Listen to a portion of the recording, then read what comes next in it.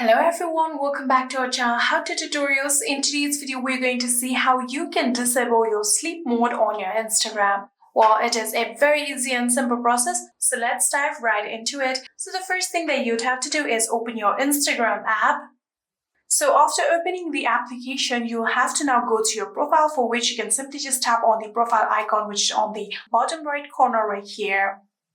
And after tapping on it, you'll have to now tap on the three-dot bar that you can see in the top right corner right here. And after doing so, this will take you to the settings and activity of your account, from which you'll have to tap on notifications. And in notifications, you can see there is the option of sleep mode.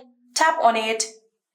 And in order to disable your sleep mode, all you have to do is tap on the toggle button that you can see right here. You can see it is currently enabled. In order to disable it, tap on it like this. And you can see your sleep mode has now successfully been disabled. And that is it.